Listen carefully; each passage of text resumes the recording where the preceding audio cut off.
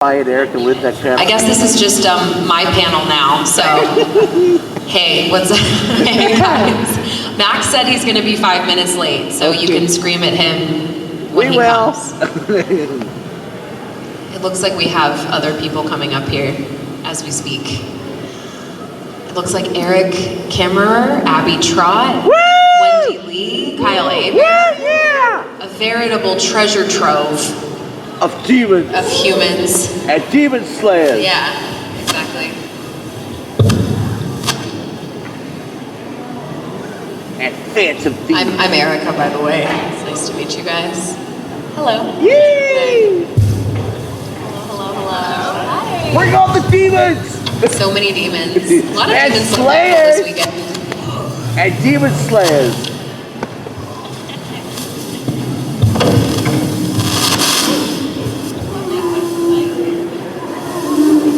I put your bag right here that way. Yeah. Why do I feel like it's me? Welcome to Voice.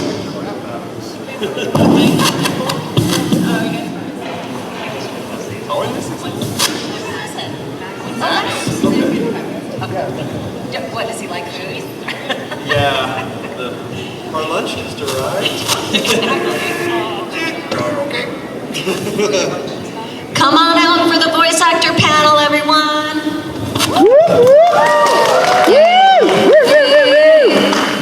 I see someone in a Luna shirt. That's cool as hell. Yeah. Oh, it's you. What was it, Joel? Yeah. Hell yeah. Got it right, baby. Yeah. Well, it's good to see you guys. This is so interesting. I thought I was going to have to walk really far for main events, but it's right here. Yeah. Woot woot! Is it because we like my phone? No, because other people have their phones. I don't know. I don't know. Yeah, guys, gather in for the voiceover panel. Oh my goodness. Yay, voiceover. Come to the voice actor panel, Space Cowboys. Next up, Halsey. Oh yeah!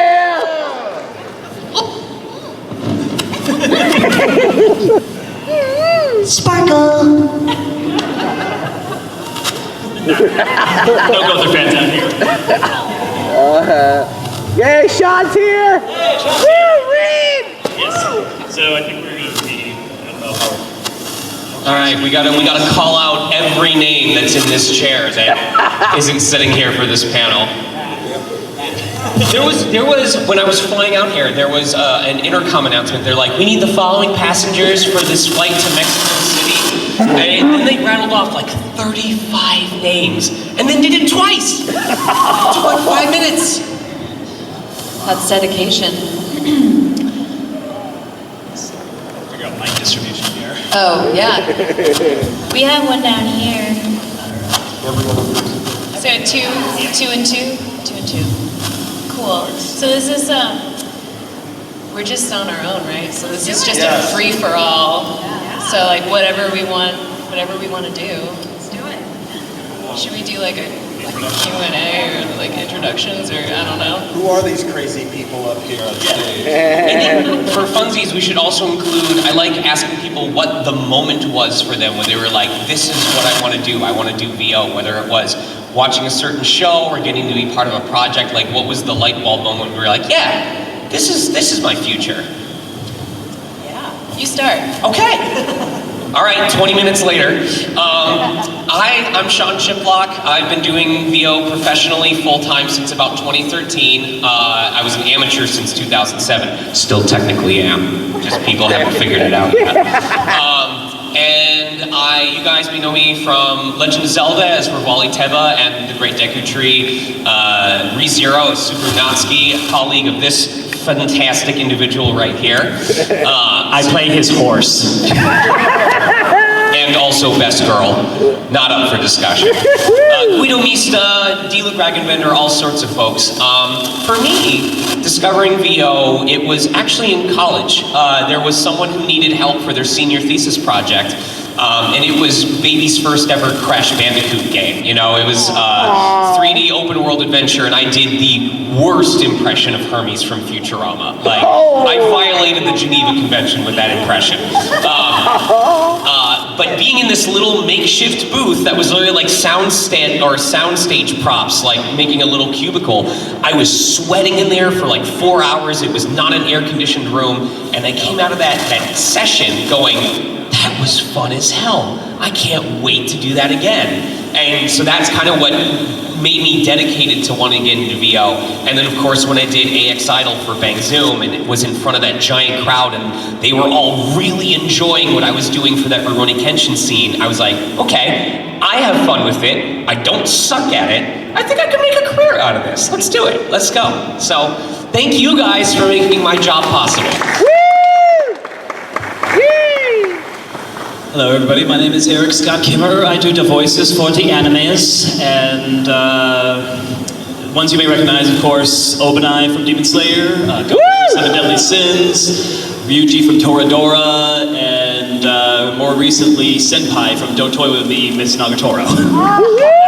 That's a wild one. I guess the moment for me would be watching Robin Williams, honestly. I always say he has been my biggest inspiration for voiceover, so when you're watching Disney VHS as a kid, you don't really pick out the characters or the actors or anything, so the genie was the first time as a little kid I was like, that's not a genie, that's Robin Williams, oh my gosh! And then sure enough, he played a voice actor in Mrs. Doubtfire, so I decided, so when I watched that I was like, wait, this is a job? This is a career? Okay, yeah, no, I'm on board, I'm in. Hello.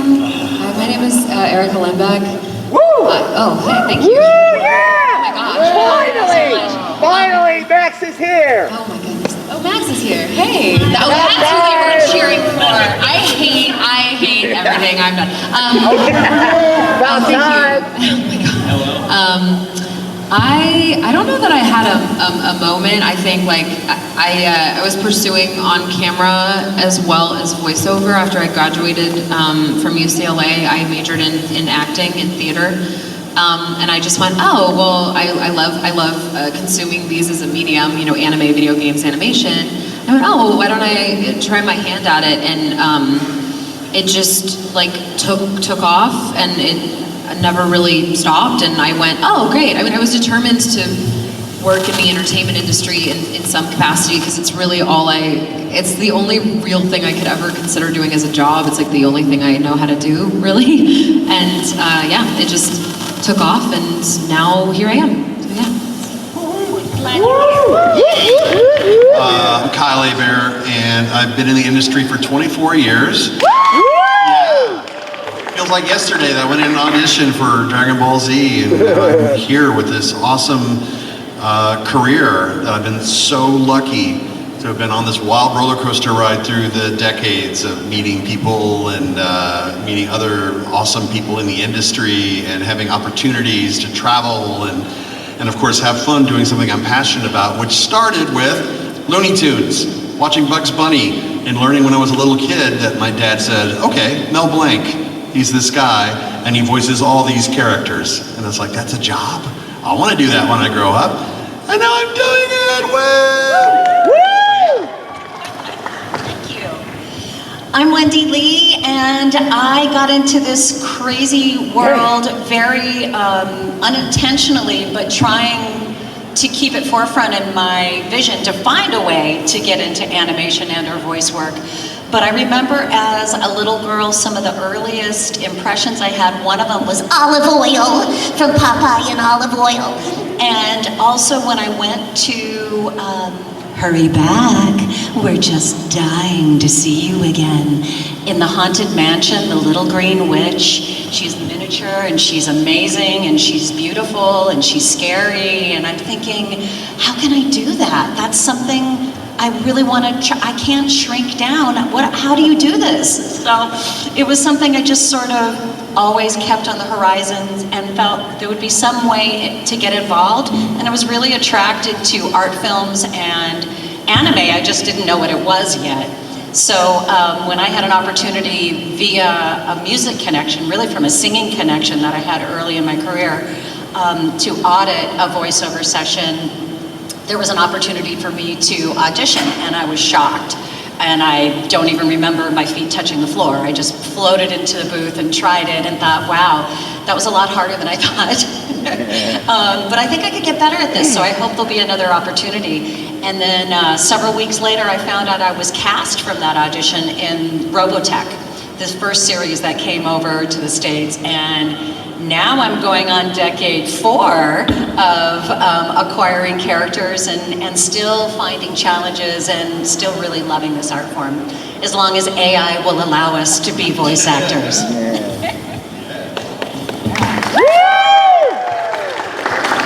Hello, I'm Abby Trott, and goodbye, everyone. Like Erica, I was a theater major, and I was living in Japan for a while and doing some acting stuff over there.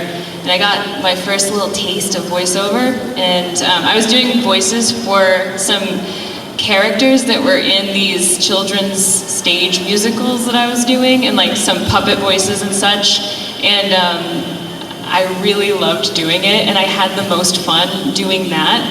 And it made me think, like, actually, this is a career that people do have, and maybe I could do it too. So then, I also, did you say you did a contest? Sean, you did a contest? AX Idol, back when it was regularly hosted. Bang Zoom just does kind of open audience. So We both actually I did a Bang Zoom contest too. Yeah! Yeah, via YouTube, and that's where I kind of got my start in the States. I did this contest called Perfect Idol on YouTube, and I ended up coming to LA and seeing that like most of the voiceover stuff was there, and so I moved there, and I'm still there. The end. Now we have our newest edition.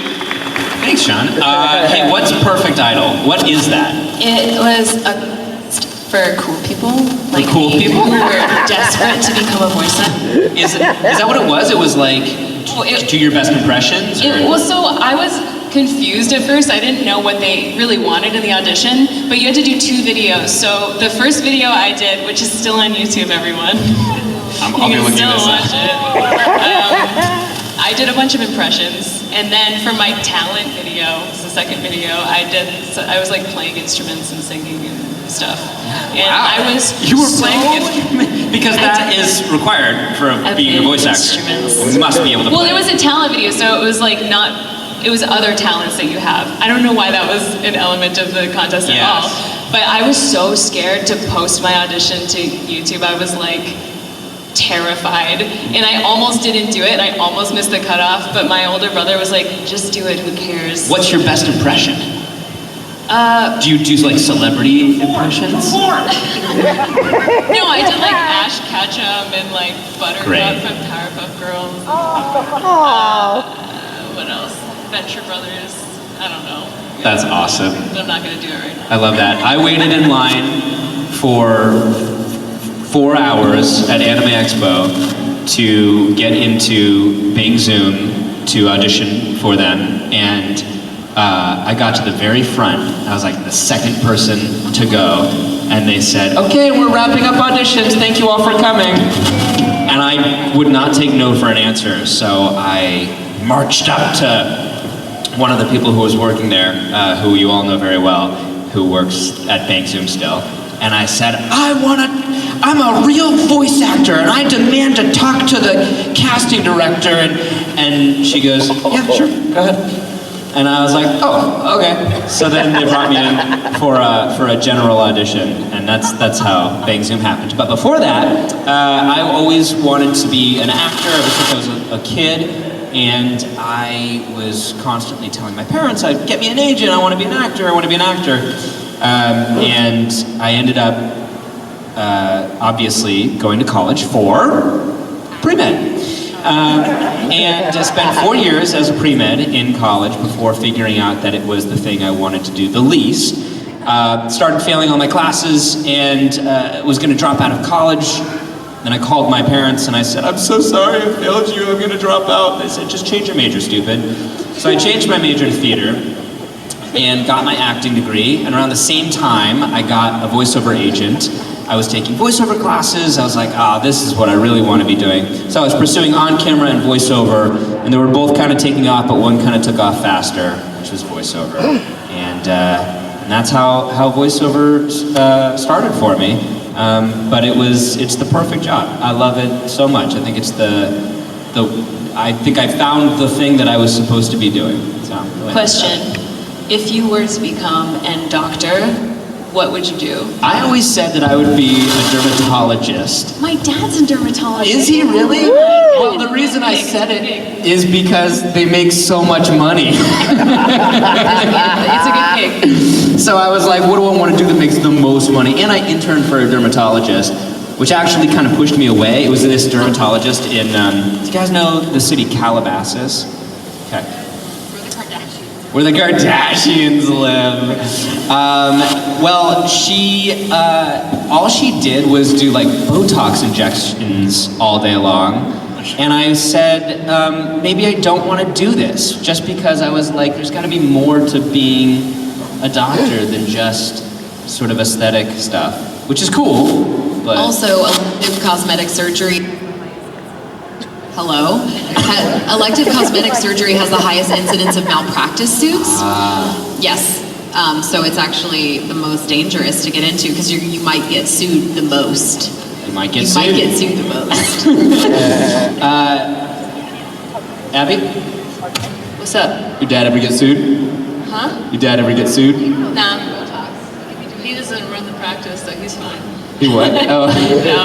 No, actually, my dad, I'm so proud of my dad. All of his patients adore him. Aww. Adore him. And I've seen people like recognize him like when we're out and about, and like you can tell that they love him. My dad's the same way. My dad's an ear, nose, and throat surgeon in like my little city in North Carolina, and someone will be like, "Oh, Lindbeck, we love your daddy. We love your daddy. Your daddy took my kid's tonsils out, and oh my God, he is so nice." Like,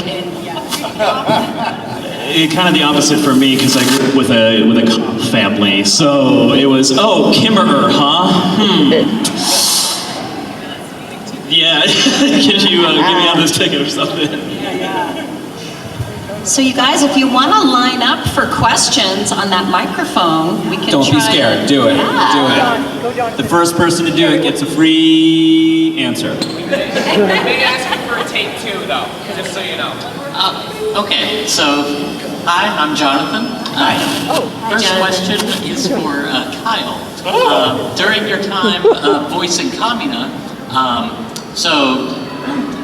Gurren Lagann was dubbed in, I believe it was 2007, thereabouts, but just this last year, the movies were, compilation movies were redubbed for the 15th anniversary. So listening to the original audio and then listening to the dub, it was really interesting to hear how the lines, like some of the lines, I'm like, I think the original was better, but other lines I'm like, no, he really nailed it this time.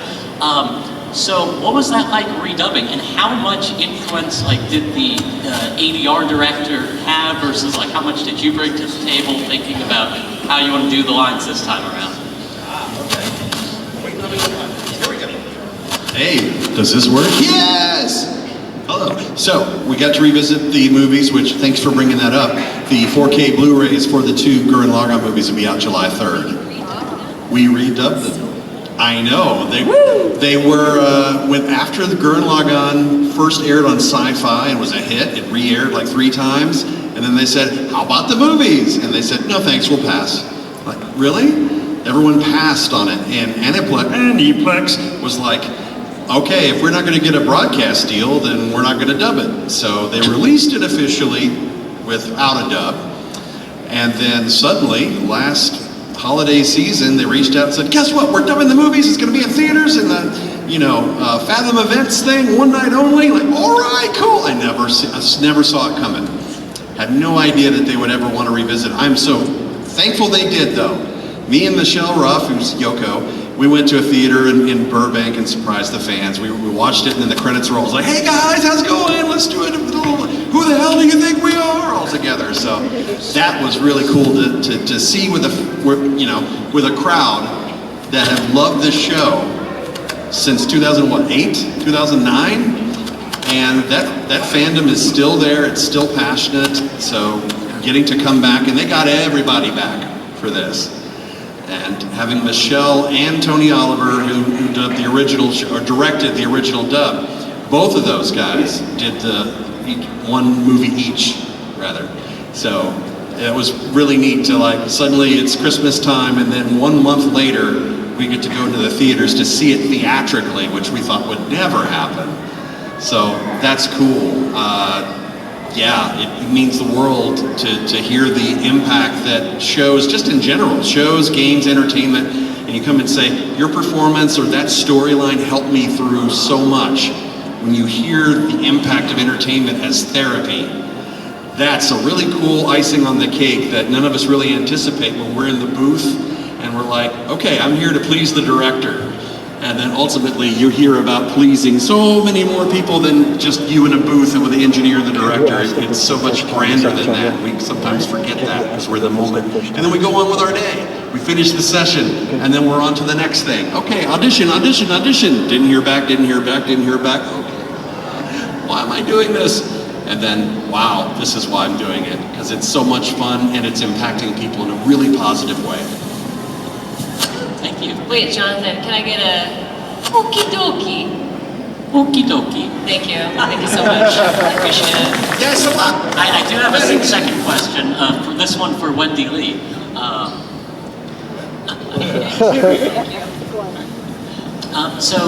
During your time voicing Haruhi on the Valentine Haruhi Suzumiya, do you have any fun or memorable experiences with the show?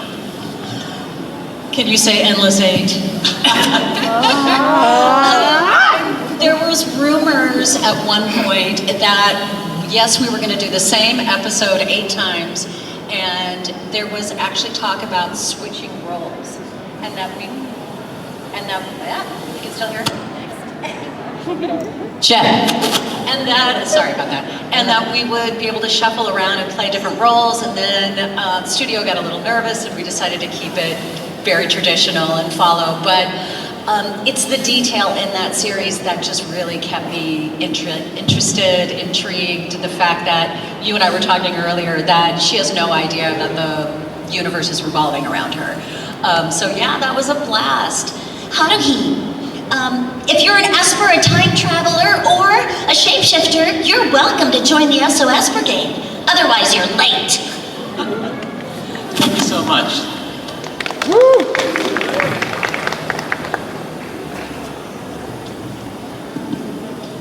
Hi.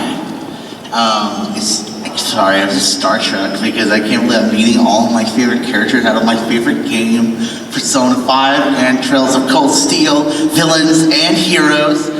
And I just want to say a couple comments. First, I want to say to Wendee Lee, thank you for bringing back my very first anime that got me into becoming a voice actor, Case Closed, as Conan Edogawa. And Max, you may not know this, but there's a panel on YouTube from 2019 that Erica was on, and she said that she loves your role as McBurn when you said, let's see how hot you can make me. And she said you never do the characters like that, ever. And it was so funny. Yeah. So I have 2 questions, and my first question is actually for Wendee and Abby.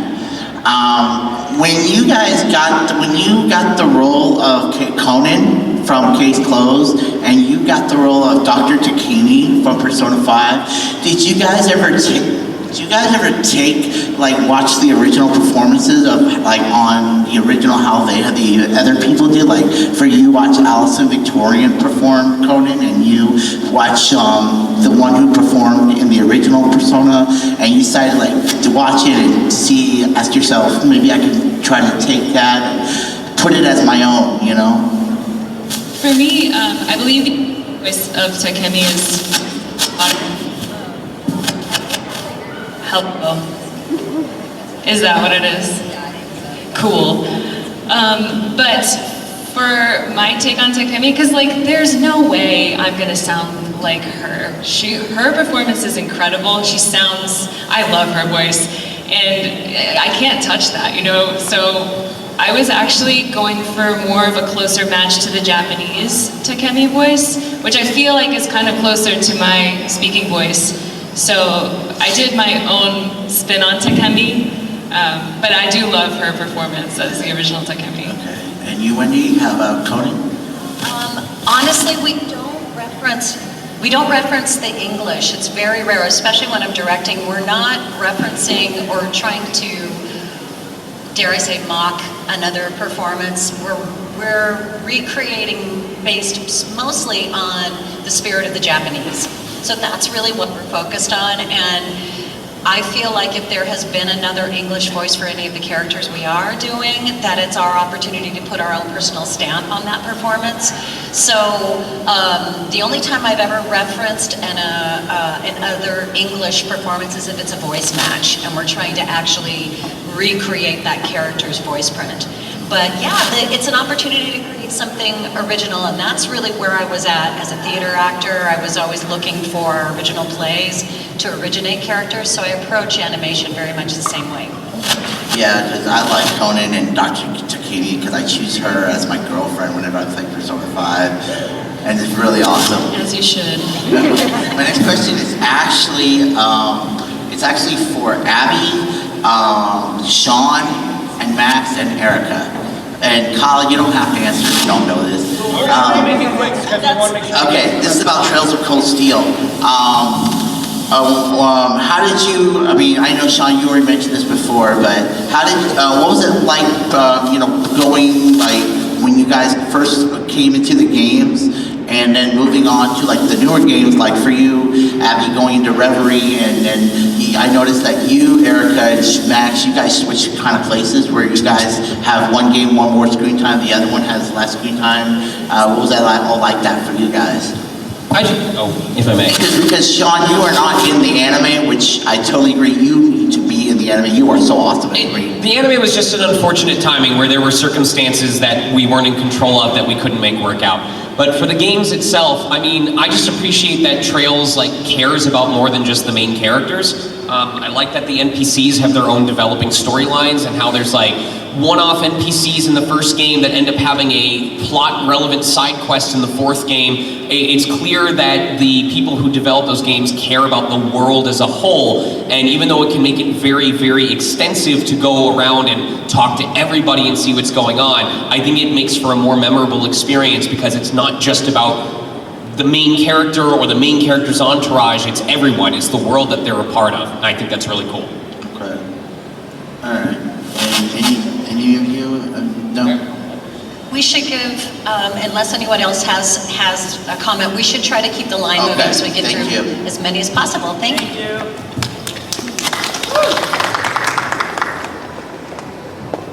How's it going, guys? Hey, Erica. Hi. So I actually have two questions, one being a general question and one being specific for Erica. Whenever you're voice acting for characters and stuff, do you feel like you necessarily project your voice in those roles that you play? Project my voice? Yeah, project your voice. You gotta make it sound deeper. Yes. So yes, I do. When I do roles, I have to project my voice. Yes, especially if it's something where I have to yell a lot, like Luna, for example. It's not whenever she's in her mood. It's not you're not trying to sound oh, I don't care or stuff Sorry, could you repeat that? Whenever you're trying to sound she how her mood is. She's whenever she doesn't care, you have to sound like she's you have to act all just not in it. Yeah, you got it. It sounds like honestly you're answering your own questions. You got this. You're if she's not feeling it, then I'm not feeling it. Right. So yeah. Let me just add that Erica is a very intuitive actor, and she is the bomb, and she's really wonderful to work with. Truly, and she does a lot of work in manipulating voice placement, dynamics, you name it. Really, everybody up here is kind of an expert at that stuff. Thank you, Wendee. Specific question is, It's kind of weird. It's kind of like for the Reddit Help Us community. Uh-huh. But coming from you, it'd be an honor because you play the character Luna. Uh-huh. In the pilot, she mentioned if it was a cure for syphilis.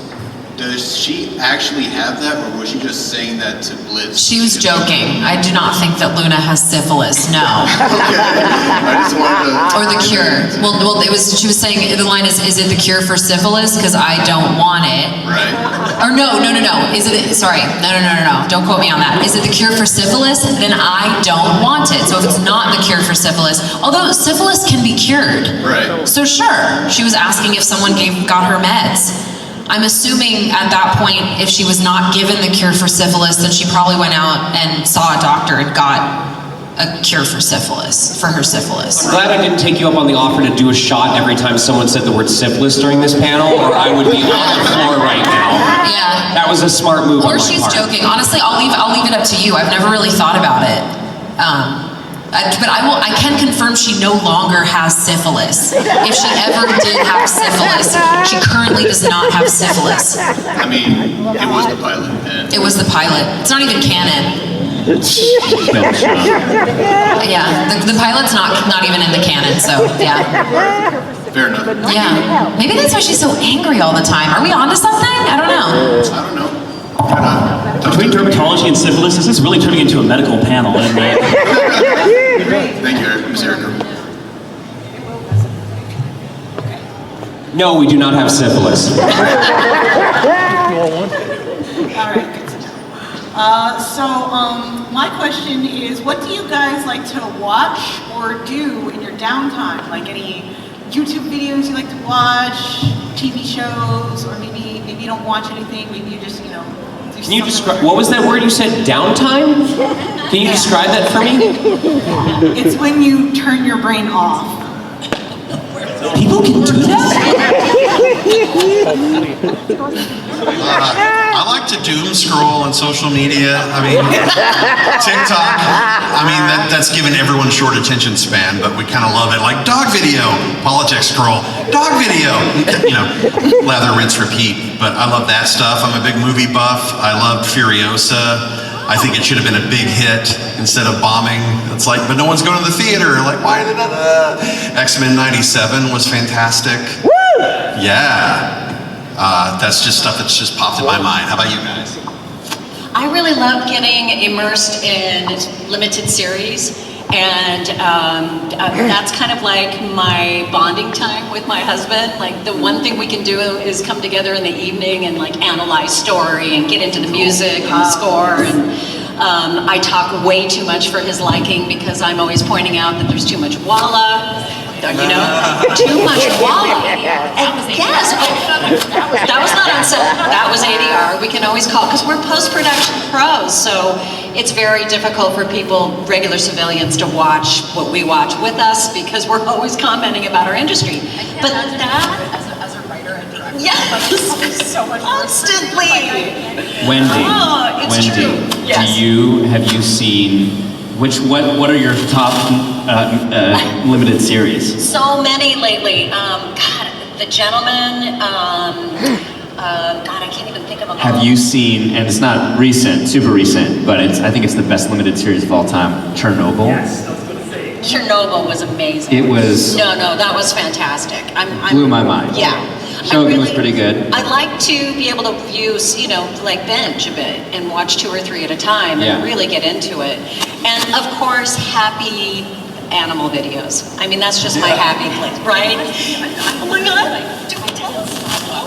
The one thing I just wanted to add is the doggy that pushes the buttons and talks and can say, I want buttons for my cat.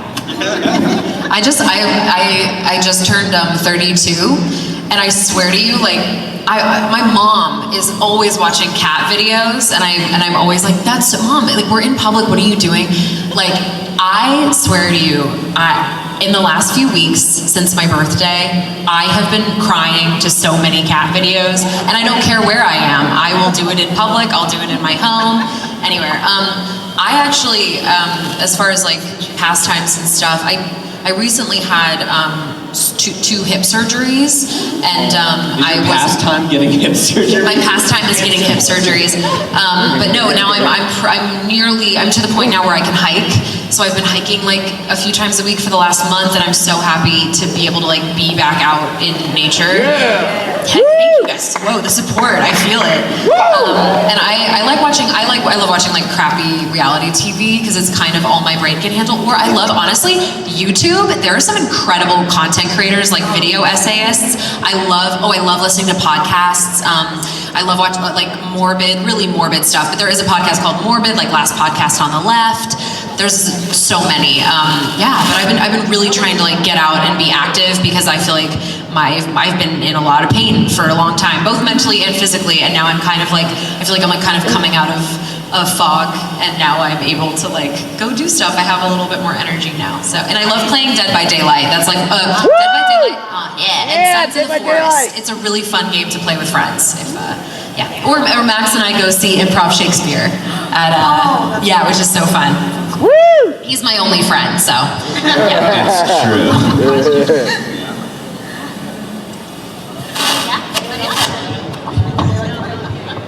Hobbies.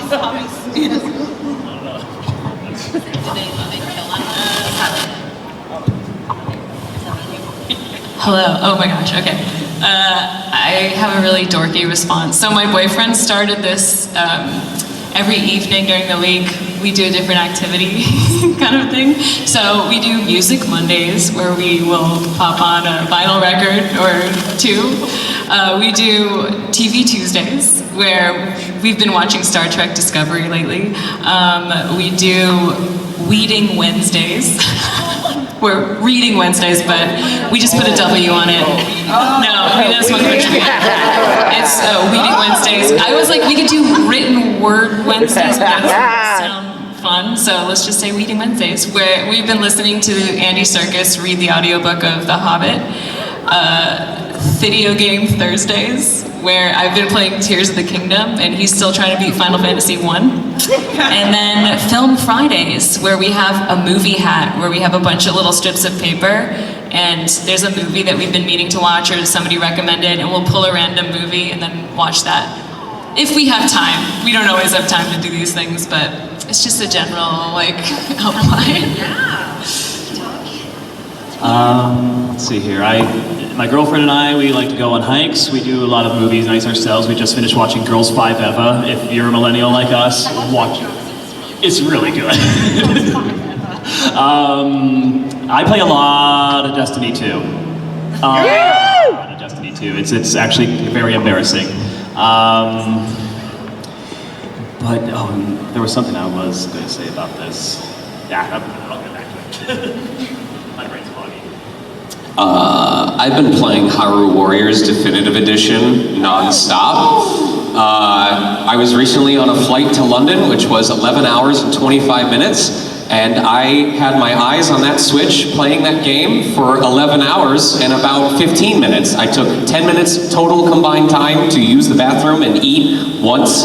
I did not make much progress in that game. That thing goes on forever, so that is what I am working on. But generally between auditions and streams and passing out on the couch with my cats, I guess that's my downtime activities, passing out on the couch with my cats. I don't usually have a lot of free time, but I get to do a lot of really cool things, and I would not trade it for the world, so. That's a good question. I just remembered something I'm doing also that involves all you guys. I've been Plexing my entire Blu-ray collection, so now I have all your voices on my Plex server now. My boyfriend's been Plexing as well. Yeah, it's a whole thing. It really is. I'm like, I'm not involved. You do this. I'm good. Hi. So, my first question is for Max Mittelman. I finished the recent Ito event with the concert. You slayed. Like. Thank you. Out of all the Ito events, which one was your favorite? Of all of them, which one is my favorite? Well, I guess this one, because I like singing, and I haven't gotten to do that. I passed on the singing for the happy birthday line so I could beatbox, and so now I get to actually sing, and yeah. Real. Yeah. And my second question is for Wendee Lee. What was your favorite Konata line? Like, if you can remember any iconic lines she did. I don't have her exact lines, but I just love that she's a total little slacker and that she got to cosplay Haruhi. So real. And then last little statement for Sean. I remember when I was in middle school, I think like the first role, quote unquote, that I remember you from was your little papyrus dubbing videos from back then. Yes. And every time, when you first voiced Diluc, when I saw your name, I was like, that name looks really familiar. So I was like, and I look back on my Undertale past and I'm like, it's this dude. And I thought it was really iconic. It was really cool when I would do this stuff for Undertale because that was such short turnaround. Like, I'd draft up the idea on Monday, do casting by Wednesday, get recordings by Thursday, and publish it on either Friday or Saturday. So I had to give huge kudos not only to the people who went on that crazy adventure with me, but gave such great interpretations of the characters as well. But it is really funny whenever someone happens to be like, yeah, I used to listen to like Papyrus Makes a Mixtape, and I go, oh, really? You know? So. I have that one on loop. I was like, he's my guy. My neighbors were so upset with me because at the very end of that, right when I had to, and then the human, and I had to go up to that one note, it took me like 26 takes before I hit it without my voice cracking. And either my roommate or my neighbors went, thank you. When I finally was like, okay, I'm done, I've got it. And I was like, then it was listening to it 200 times to make sure the timing was right. I'm glad I'm an actor and not a director because directors work 50 times as hard. So. Also, could you let out a little yeah just for the old times? Thank you so much. Hi. Has there ever been a particularly niche or obscure role that someone recognized you for that you were like, oh yeah, I did that? That's for anyone. A role that someone recognizes you for that makes you go, oh yeah, I did do that. Somebody's gonna have to remind me. There was one time, way back, that I was doing freelance jobs and I did something for like a Chinese mobile game or something like that. And I remember someone going like, yeah, I recognized you from this like IMDb credit. And I'm like, what the hell are they talking about? So I look up the IMDb credit and it's on there. I'm like, what is this? I don't know what this is. So I look it up on YouTube and I find a video of gameplay and the character that they said I was happens to talk and I go, oh shit. That was probably the most out of pocket. I must have done that one in like 2010 or something like that. Like that was a long time ago. So.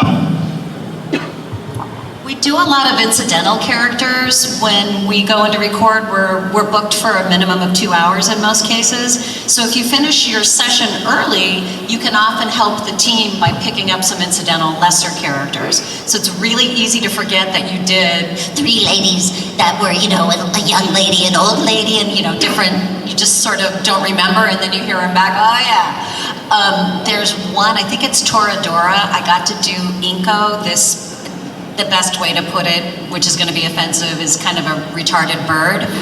And so he was sort of always trying to talk and getting stuck on being weird. So it was sort of, I want cookie. So it's just this oddball character, yeah. I'm sure we all have. Thank you.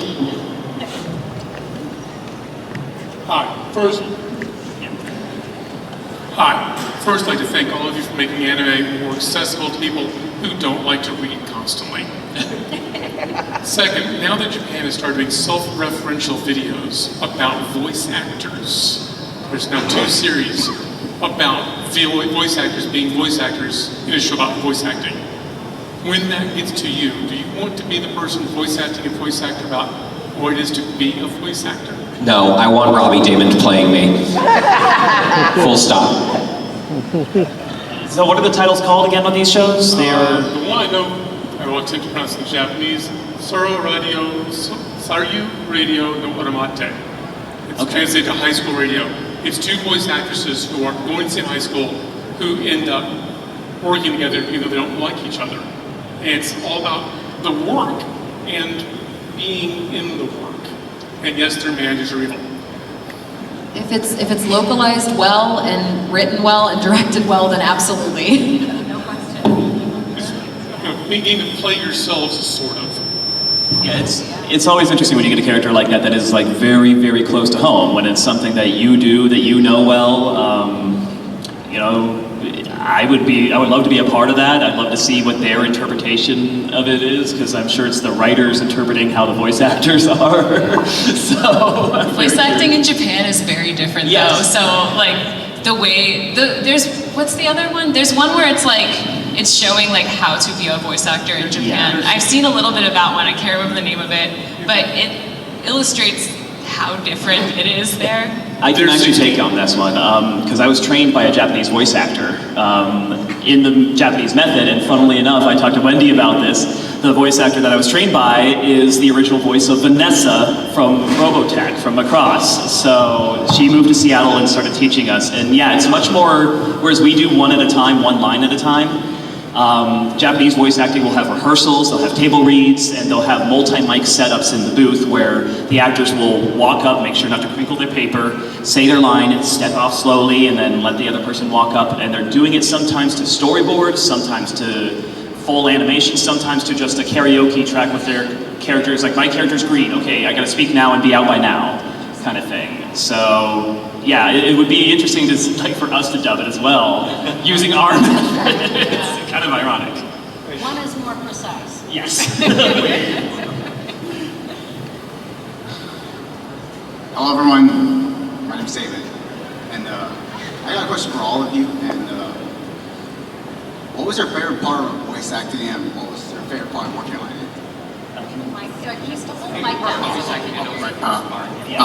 Sorry.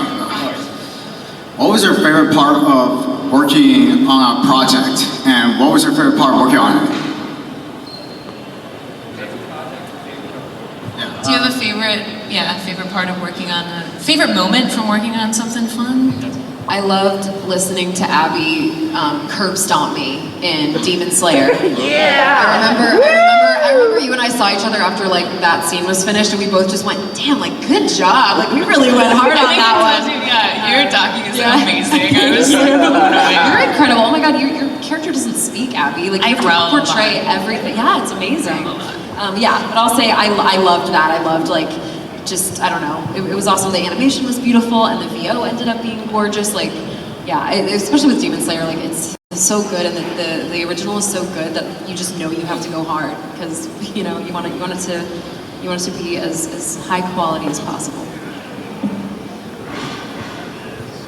Any other favorite memories or moments?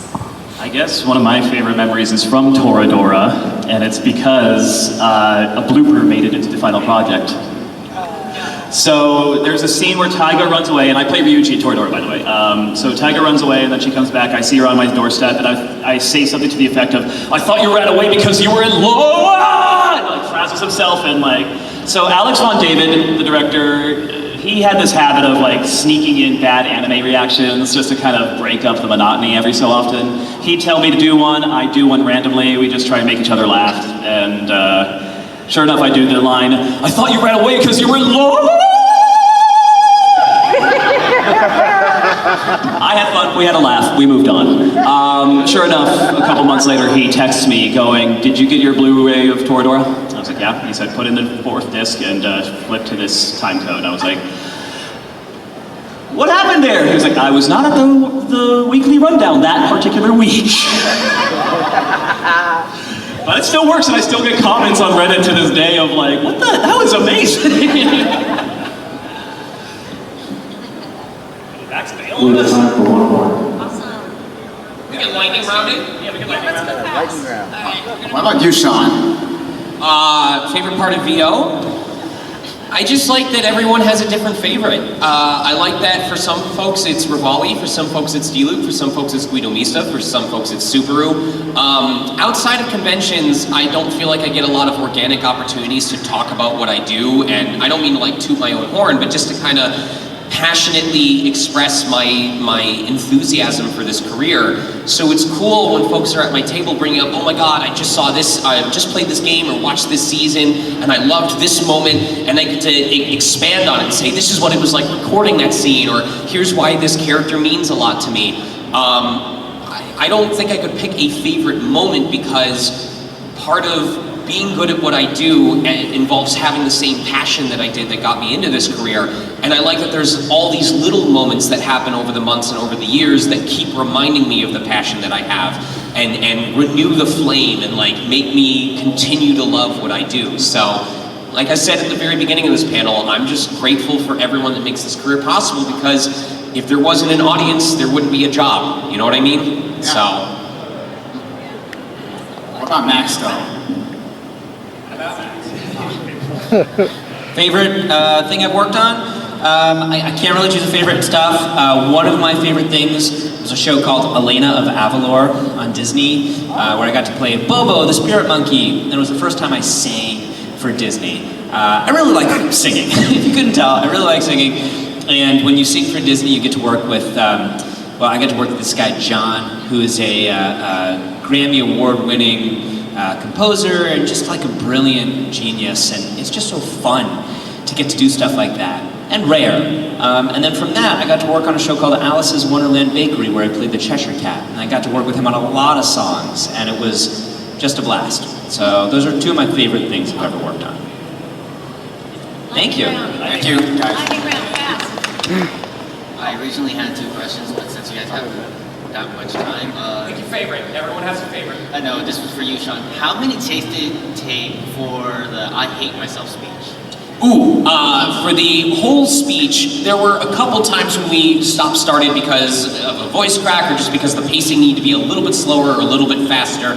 I couldn't honestly tell you how long that whole section was.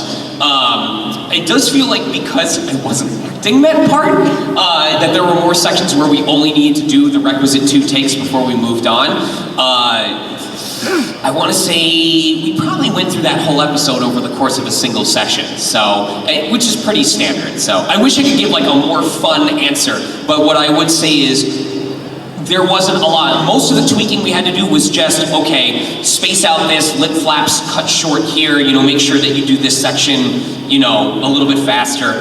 But it went smoother than some other sections have gone, you know? Yeah. Thank you. Thank you. Hello, Erica. I wanted to first say that I really enjoyed all of the roles you played in the first season of Smiling Friends. I mean, hilarious show. I guess I just wanted to ask, what was your experience working on it with like Zach and Michael and all that? They're awesome. They're so cool. I mean, I didn't know what it was. I remember getting the scripts for the first season, and it was like a last minute, like we need this by end of day, and I was like, it was like just a busy day, and I almost didn't read on it because I was like, I'm pissy. I just had 1 session on the West Side, and I have to go, like I don't have time. And then I looked at the scripts, and they were so funny, and it was like, it's a sentient packet of mustard. And she's like a femme fatale, and I was like, oh my god, this is my chance, this is my big shot, like I can't mess this up. So I think I read for the packet of mustard and the princess. I'm pretty sure those are the 2. And it was awesome getting to work with them and not really knowing like what the end product was going to be. And then of course voicing Brittany, Satan's daughter, in the most recent episode of Smiling Friends in the newest season was amazing. They're just lovely and they're so funny. I mean, that's honestly the kind of work I enjoy doing the most. So yeah, it was great. All right, thank you. Thank you. Thank you, everyone. Hate to usurp this, but my tote bag was stolen as I was heading to my panel. So if anyone sees an electric Pokemon tote bag during the con, please let me know and bring it back. A lot of personal things are in there, and that would suck. So, yeah. What is it again? What is it? Go ahead and describe it once more. It's a yellow tote bag with electric Pokemon on it, like Shanks, the little lizard thing. I'm trying to remember what they are, but it's got cables, wallet, keys, everything in there. Oh yeah, no, that has to be returned, guys. So please keep your eyes peeled for that. It was. Yeah. Sorry, I didn't want to downer, but I'm like, all right, I have an opportunity. Hold up for a moment. had one more question to someone who didn't get to ask. She thought she had to sit down, so we're going to get her question. Come on up! Come on down!